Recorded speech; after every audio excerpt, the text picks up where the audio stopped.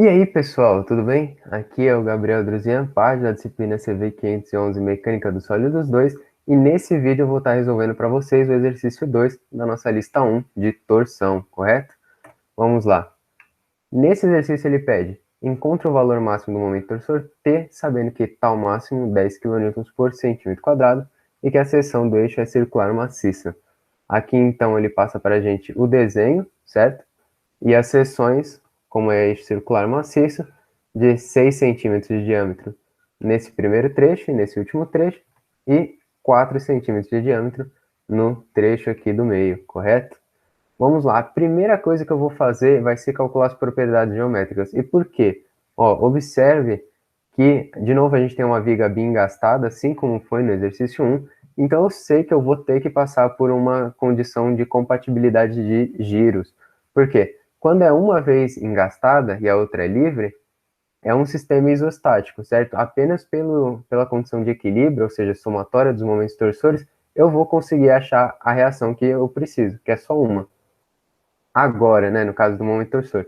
Agora, quando a gente tem uma viga bem gastada, vai aparecer um momento torsor de reação em cada engaste, então 2, eu vou precisar, a condição de equilíbrio, e 2, a compatibilidade de giro. Na compatibilidade de giro, eu sei que vai entrar o momento de inércia à torção, então eu já vou calcular eles aqui nas propriedades geométricas. Lembrando, então, as seções de 6 centímetros e 4 centímetros. Aqui a gente vai puxar da memória do nosso caderno que IT para uma seção circular maciça é de πd a quarta sobre 32. Então, para o caso desse de 6 centímetros, π 6 a quarta sobre 32. Para o de 4 centímetros, π 4 a quarta sobre 32. Vai dar para a gente, então, os seguintes valores do momento de inércia à torção IT, correto? Seguindo o segundo passo, agora então vai ser já o DCL mais um diagrama, como aí foi no primeiro exercício. Então a gente pega aqui a estrutura que foi passada para a gente, a nossa viga, a gente vai colocar um sistema equivalente, unifilar, onde eu já coloquei aqui, passei para cá as distâncias, dei nome a cada ponto dos trechos para ficar mais fácil. Né? Nota que a gente vai separar por trecho baseado em quê? Carregamento. Então, tá vindo aqui, aparece um carregamento, opa, muda de trecho. E também por seção, por propriedade de seção, no caso, o que é o diâmetro que varia. Então, aqui estava vindo daí, aí tem uma variação de seção, a gente muda de trecho, varia de novo, muda e volta. Então, por isso que eu separei nos seguintes trechos. Esse é o modo que a gente faz para separar os trechos, baseado no carregamento. Então, quando começa, quando termina um carregamento, ou quando é aplicado no pontual, e também pelas propriedades da seção. Poderia ser do material também, que a gente dificilmente trabalha com uma seção de material, por exemplo, variando o módulo de elasticidade ou qualquer coisa do tipo. Enfim, o engaste da esquerda, como a gente já viu, aparece um momento torsor em A. O engaste da direita, aparece um outro momento torsor. A gente vai propor o equilíbrio global, onde a gente faz somatória dos momentos torsores, adotando um referencial. No meu caso, o vetor flecha dupla para a direita positivo.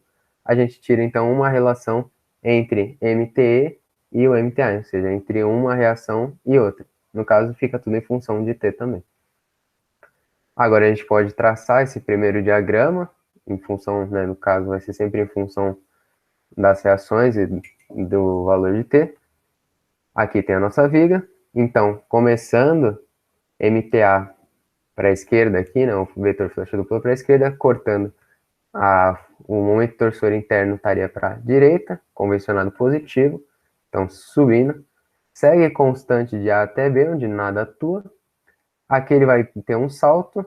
Veja que está em sentido contrário, então o salto vai ser, no caso, para baixo, onde a gente vai chegar aqui no valor de MTA menos T.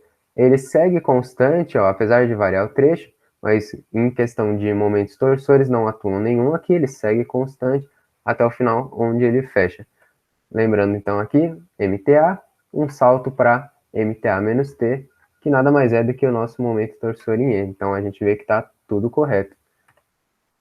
Seguindo aqui a condição de compatibilidade de giro, a gente volta a lembrar da nossa estrutura, do diagrama dela e da equação de giro, que eu já vim falando, já falei no outro vídeo, não sei se você chegou a ver aquele. mas que a gente trabalha com trechos onde G e T vai ser constante por trecho, logo eles vão sair da integral e fica somente a integral de mt de x dx, que nada mais é do que a área do diagrama de mtx para o trecho analisado. A nossa condição de compatibilidade, como sempre, uma viga bem engastada, a gente vai trabalhar sempre da mesma forma. O giro entre A e C vale zero, por ser uma viga bem engastada. O giro relativo entre A e C nada mais é do que o giro em A, mais giro AB, mais giro BC, mais giro CD, mais giro DE. No caso, como A está engastada também, o giro em A é zero. Ficamos então com φAB mais φBC mais φCD mais φDE igual a zero. Voltando aqui, então lembrando no nosso momento do nosso diagrama de momentos torcedores junto com a equação de giro. Essa parte da área eu já expliquei melhor no primeiro vídeo, se você não viu pode ver lá. Aqui eu vou calcular então as áreas de cada trecho, então entre AB, BC, CD e DE. É bem simples, são todos retângulos, né? Ficam então essas expressões, melhor escritas desse jeito, todas em função de MTA e T. A nossa condição de compatibilidade que a gente acabou de ver no slide anterior, substituindo então o giro pela nossa relação da área do diagrama sobre G e T. Como G é constante em toda a viga, a gente consegue cortar ele, vai ficar somente a área sobre o momento de inércia, a torção, certo? Então a gente fica com essa expressão aqui. Resolvendo ela, parece um pouco complicado, mas nada que vocês não consigam resolver, lógico, né? MTA é 0,853 de T. Lembrando que MT nada mais é do que MTA menos T, a gente consegue chegar num valor de MTE dessa mesma maneira aqui, menos 0,147T. Aqui eu vou propor um outro jeito para vocês resolverem.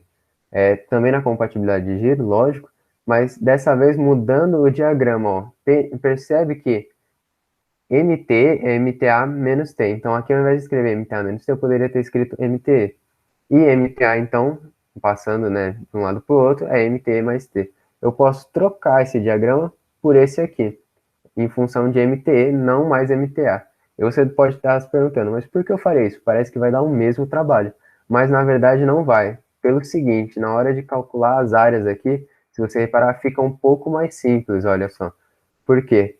Aqui ficou apenas, ó, 20mt, 15mt, 20mt. No outro ficava 20, que multiplicava MTA menos T, sabe? Ficava um pouco mais extenso. Pode perceber, ó. Eu vou seguir a conta aqui, depois eu mostro rapidinho como fica um pouco mais simples de resolver. O passo a passo é o mesmo, né? A condição de compatibilidade, substituir o φ pela nossa relação de área sobre GT, substituindo aqui as áreas que a gente já tinha, os ITs que a gente calculou lá no primeiro passo, você acharia MTE, o mesmo valor, logicamente, da condição que a gente viu aqui em cima de MTA ser MTE mais T, a gente acharia MTA, os mesmos valores. Comparando aqui os dois jeitos, percebe, ó, as áreas aqui ficavam um pouco mais extensas, né? 3 áreas ficavam um pouco mais extensas, só uma que ficava menor. Então a conta fica um pouco mais simples, você pode ver, dá até um pouco menos de espaço. Então, é um pouco mais simples, né? Mas vai de gosto, poderia resolver de qualquer um dos dois jeitos, você vê que chega no mesmo resultado, óbvio. Quarto passo agora, então a gente vai seguir para o diagrama. Agora que a gente tem já os valores das reações.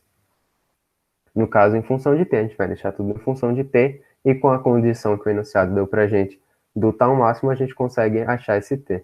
Vê que o exercício anterior ele dava a força e pedia o diâmetro, né? Se ele dá o diâmetro e pede a força. Costuma muito ser nesse caminho, difícil fugir muito disso. Então, o passo a passo é bem parecido e no final você vai achar um ou outro, mas meio que a mesma coisa. Nesse caso aqui, a gente achou MTA de 0,853 de T, então substituindo aqui, como o sinal deu positivo, a gente deixa no sinal que a gente convencionou, no sentido que a gente convencionou. MT já deu com um sentido oposto, né? Deu um sinal negativo, sentido oposto, inverteu, e assim esse seria então o nosso DCL aqui, né, para nossa situação nessa viga bem gastada. A partir daqui, traçar o diagrama fica muito fácil, né? Qualquer corte daqui para cá, você tem apenas atuando MTA com esse vetor flecha dupla para a esquerda, o que dá para a gente um torsor interno positivo de 0,853t. A partir daqui ele dá um salto de t para baixo, essa variação é de t, onde ele vai seguir constante até o final e bate certinho com o valor de mt, como tem que ser. Nesse caso, a gente vai achar então o valor do momento torsor interno, né, máximo para o diâmetro de 6 centímetros e para o diâmetro de 4 centímetros. Por quê? Porque cada um desses diâmetros, a tensão fica em função do diâmetro e do momento torsor, então a gente tem que achar para cada um deles. Vai ficar mais claro no próximo slide. Aqui, como eu fiz o DCL mostrando bem onde que eram cada um dos diâmetros, fica fácil de ver que para o diâmetro de 6, que nessa linha mais grossa é o de 0,853t, enquanto que para o de 4 centímetros só tem esse valor aqui. Então, o último passo, como sempre, a gente vai analisar a tensão. Lembrando que dessa vez a gente tem o diâmetro e a gente quer saber o T. A seção eixo circular maciço, o que faz a gente lembrar dessa relação aqui, né, do tal máximo, 16 mt sobre πd ao cubo, que é equivalente a você dizer que é mt sobre t vezes o raio, certo? Lembra que varia linearmente, ele é maior quando a gente chega na distância com relação ao centro, né? A maior distância, que é o raio, que é o d sobre 2. Então, esse é outro jeito de você escrever isso aqui. A gente vai usar esse aqui porque a gente já tem o IT, então vai ficar um pouco mais fácil, mas tanto faz, poderia usar esse aqui sem problema nenhum. No caso, como IT e D, né, varia para 4 centímetros e 6 centímetros, são diferentes, então a gente tem que analisar os dois casos, e daí a gente vai usar o MT máximo para cada seção, 6 centímetros ou 4 centímetros. Para 6 centímetros o MT máximo, para 4 centímetros o MT máximo, como a gente já havia dito. Propriedade do material está ao máximo de 10 kN por centímetro quadrado. Como percebe, já está em kN por centímetro quadrado, que é a unidade que eu prefiro utilizar, então mais fácil ainda. Aqui é só montar, então, a expressão do tal para 6 centímetros, para 4 centímetros, e ele tem que ser menor ou igual ao tal máximo, lógico, né? Ele não pode ser maior, ele tem que ser menor ou igual. A gente monta para os dois, certo? MT máximo e T, D sobre 2, para ambos. A gente vai chegar, então, que pelos trechos de diâmetro igual a 6 centímetros, o torsor máximo, né, aquele T máximo, seria 497,28 kN/centímetros, enquanto que para aquele trecho de diâmetro igual a 4 centímetros, o T máximo poderia ser até 854,12 kN/centímetros. Como vocês já viram antes, né, a gente vai pegar o quê? O menor valor. Por quê? Se eu pegar um, por exemplo, de 600, esse aqui, tudo bem, a parte ali de 4 centímetros fala, beleza, aqui tá ok. Mas a parte ali de 6 centímetros não ia aguentar. Então a gente tem que pegar o menor, porque daí ambos aguentam, correto? A gente chega assim, então, na resposta final do exercício. Aqui eu passei para quilonewtons metros, poderia deixar em quilonewtons centímetros, seria 497,28 kN/centímetro, mas aqui eu achei que ficaria mais bonito, então 5 kN/metro, correto? Então essa aqui foi a resolução do exercício 2 dessa primeira lista, espero que tenha ficado claro. Qualquer dúvida, estou sempre à disposição. Muito obrigado pela sua atenção.